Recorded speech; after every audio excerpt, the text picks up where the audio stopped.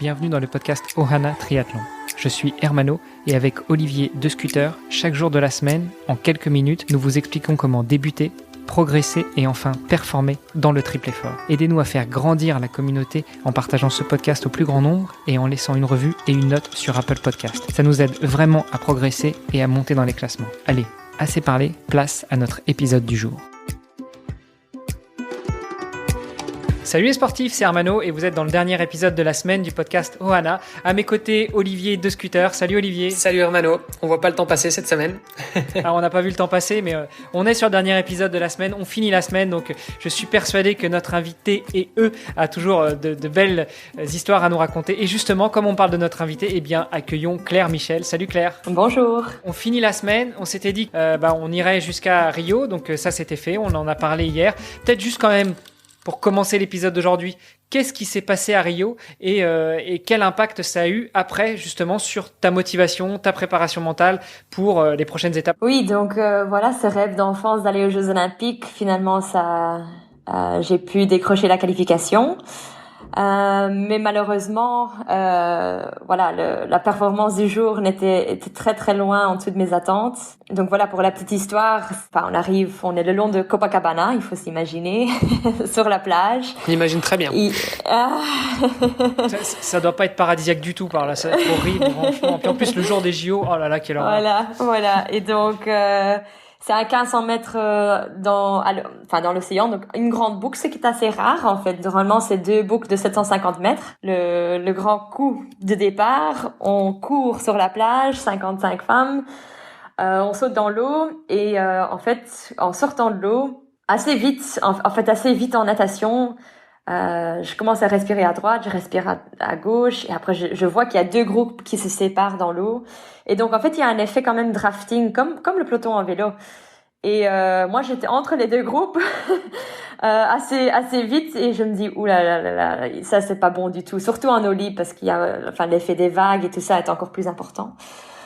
Et en gros, déjà, la natation n'est pas toujours mon point fort, mais quand même, je sors souvent dans, 45 secondes de la première en sortant de la natation. Ça, c'est un peu la norme pour moi. Et ici, je sors à presque 2 minutes de la tête. Donc, c'était vraiment très loin. Et pour nous, parfois dans une course amateur, ça peut faire 5 minutes entre la première et la dernière, mais je peux dire ici dans le top 55, c'est énorme. Et donc, je me retrouve en transition avec presque seule. Je me retrouve presque seule à vélo. C'est quelque chose qui était mais je me dis OK, bon là t'es dans le guidon, tu roules le plus vite possible, tu fais ton meilleur. C'était 8 boucles de 5 km à vélo et on court le grand boulevard en fait qui longe la plage. Donc c'est le même parcours qu'à vélo et il y a une règle qui dit que si on est doublé, on est obligé de sortir du parcours. Donc c'est une règle de sécurité parce qu'on va pas avoir des vélos et les coureurs sur le même parcours. Ce qui est logique, mais quelque chose qui m'avait jamais arrivé jusqu'à ce moment-là. D'un coup, il y a un officiel sur un motard qui vient derrière moi. Il faut t'arrêter ici. Vous allez vous faire doubler. Et je me dis mais c'est pas possible quoi. C'est pas possible. Et donc effectivement je regarde derrière moi, il y a le train de Nicolas Spirig, la Suissesse qui pour finir a la médaille d'argent qui vient et donc je m'arrête. Il me dit d'attendre jusqu'à un autre officiel qui vient pour me chercher. Et émotionnellement c'était très très très dur. Grosse déception, assez embarrassant je trouvais.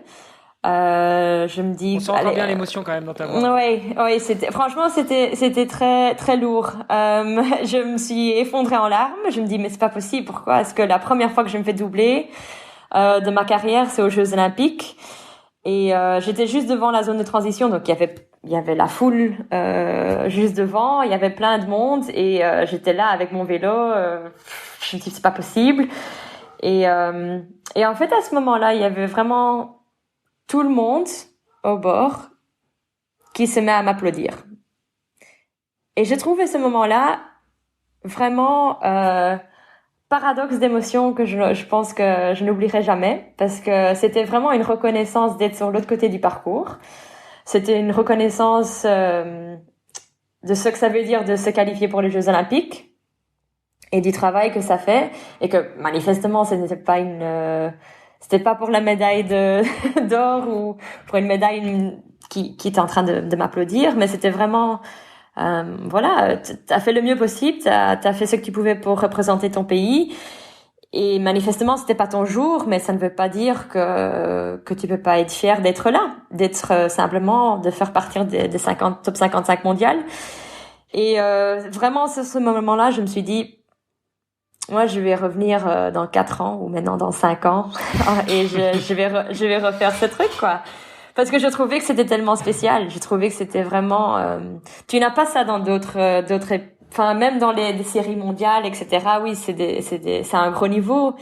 Mais c'est encore autre chose. Je trouve que les Jeux Olympiques, c'est vraiment.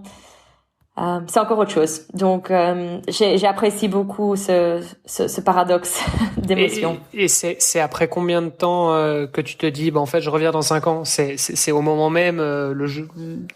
Alors que t'es au bord de la route avec ton vélo, c'est le soir même, c'est le lendemain, c'est après une semaine. Non, vraiment, j'avais envie d'applaudir les gens de retour, tu vois. Franchement, je me suis dit, mais tu ne sais pas ce que ça m'a fait, ça. Mais merci, quoi.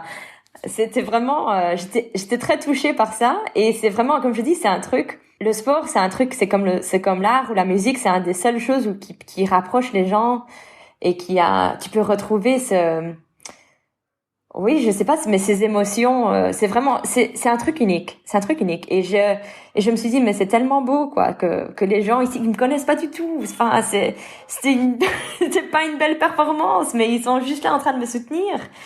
Et je trouvais ça, quelle reconnaissance, quoi. Et donc, je me suis dit que ce soit pour rien, mais pour eux, même pour voilà, les 25 personnes qui étaient là au bord qui me souviennent pas du tout, peut-être. Mais voilà, mais je me suis dit, pour eux, que je me suis dit, ben voilà, je vais revenir, je vais essayer de faire ça un peu mieux la prochaine fois. Que vraiment leur donner quelque chose pour applaudir. Et c'est ça, vraiment, pour moi, c'est vraiment ça la beauté du sport, c'est que, tu sais, et en fait, ce qui est, le niveau n'a pas d'importance. Que tu fais un défi, et que ton objectif c'est de faire voilà ton triathlon en moins de voilà, disons que tu vas faire ton Ironman et que tu veux juste arriver au bout, tu vas avoir peut-être le même niveau, les mêmes sensations, les mêmes émotions de satisfaction que moi aux Jeux Olympiques, voilà, si j'ai une médaille. Tu vois ce que je veux dire? Et c'est ça qui est vraiment, qui est incroyable, qu'on peut retrouver les mêmes émotions, peu importe le niveau. C'est ça qui est vraiment beau, je trouve. Et c'est ça qu'ils applaudissaient. C'était la reconnaissance de l'effort et de la poursuite d'un objectif. Que tu réussisses ou pas. C'est ça qui était vraiment beau. Et puis franchement, s'ils avaient écouté notre podcast et le podcast dans les vestiaires avant, ils auraient su en plus d'où tu venais, toutes les peurs que tu avais en vélo, et donc ils auraient applaudi encore plus, non? Oui, mais tu sais, mais tout le monde a une histoire. Tout le monde a ses peurs, tout le monde a ses trucs. Tu vois ce que je veux dire? Mon histoire n'est pas unique. Moi, je suis vraiment rien de spécial. Mais je trouve j'espère que je suis pas la seule. Je trouve que ce que je n'ai fait n'est rien d'extraordinaire. Mais ceci dit que c'est quelque chose que on peut tous vivre quelque chose d'extraordinaire. Tu vois ce que je veux dire? Ça, bon, il faudra quand même qu'on appelle Jean pour lui dire qu'il y a encore du boulot. Hein. Que tu reconnaisses il y a encore du boulot, le côté extraordinaire de ce que tu as réussi à réaliser. Oui. Mais en fait, ceci dit, je pense que... Donc après, j'étais vraiment très très bas. Parce que le jour après, voilà, mon entraîneur à l'époque m'a viré parce que ces performances pour lui c'était vraiment un échec. Il dit, voilà, moi je ne peux pas être associé à ce type d'échec. Donc voilà, j'étais encore plus bas. Il y a deux choses que une chose que j'ai bien fait, une chose que je n'ai pas bien fait. Donc, après les Jeux, j'ai pris un mois où j'ai été, aller dans les parcs nationaux aux États-Unis avec mon compagnon. On a été marcher, on s'est complètement déconnecté de tout. Je me suis dit, j'ai besoin de souffler, j'ai besoin de réfléchir. Est-ce que j'ai envie de continuer? Qu'est-ce qui marche bien dans mon entourage? Qu'est-ce qui ne marche pas bien? Qu'est-ce que je dois changer? J'ai vraiment fait une réflexion sur, qu'est-ce que je voulais et comment est-ce que je voulais changer. Donc ça, c'était la chose que j'ai bien fait. La chose que je n'ai pas bien fait, c'est que je n'ai pas assez bien célébré le fait d'avoir quand même allé au jeu. Et ça, c'est venu plus tard parce que ça m'a pris des mois pour même dire de pouvoir même dire, voilà, je suis une athlète olympique. j'ai vraiment eu du mal. J'ai dit non, je ne suis même pas arrivée à la ligne d'arrivée, quoi. J'ai vraiment eu du mal et c'est grâce à Jean qui m'a dit, mais tu sais, il y a quand même, donc ça c'était un gros travail parce que je pense que, et ça je le dirais aussi à d'autres personnes que quand tu te fixes un objectif ou un rêve qui est dur parce que c'est dur par nature, n'oublie pas de célébrer les victoires. Et quand je dis célébrer les victoires, je ne veux pas dire que tu as réussi ton objectif ou pas. Je veux dire célébrer le fait que tu t'es mis cet objectif et que tu l'as poursuivi avec toute ton énergie et tout ton cœur. Parce que c'est ça qui est beau. Et c'est ça qui mérite aussi d'avoir une certaine reconnaissance. Et ça m'a pris du temps. Ça m'a pris du temps et en fait, ça paraît un peu bizarre, mais même raconter cette histoire, faire des podcasts, d'en parler parfois à des sociétés ou des écoles, ça m'a aidé. C'était en fait un mécanisme pour moi d'assimiler cet échec et de le reconvertir en mon histoire de réussite. Et mon histoire qui me motive aussi pour continuer et pour persévérer.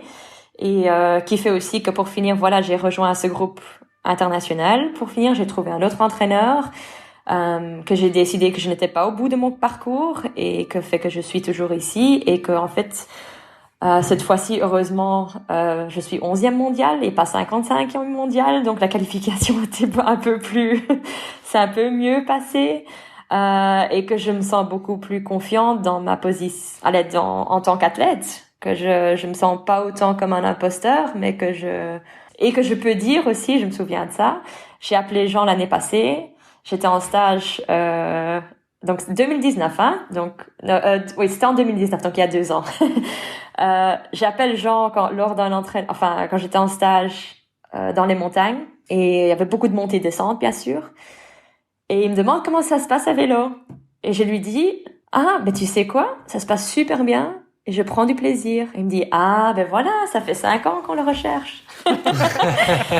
Et donc, tu sais, c'est vraiment, c'est un processus, quoi. Et c'est comme, pour revenir sur ce qu'on a dit avant, c'est, voilà, en 2004, ou même plus, voilà, quand j'ai été le voir la première fois et que je disais que je voulais prendre du plaisir à vélo, ça nous a pris du temps, mais on est y arrivé. C'est pas que je prends du plaisir à chaque fois, mais en grande partie, j'aime beaucoup prendre mon vélo. Olivier, qu'est-ce que tu penses de nous arrêter là? Je pense que c'est une très très belle conclusion. Finalement, très belle conclusion effectivement, qui nous donne beaucoup d'espoir. Je pense notamment à la natation pour ma part, donc je me dis que c'est un bon message d'espoir. tu vois Claire, moi la différence c'est que je viens plutôt du monde du vélo et que je suis mauvais nageur, donc en fait ton histoire a beaucoup d'écho pour moi. Oui.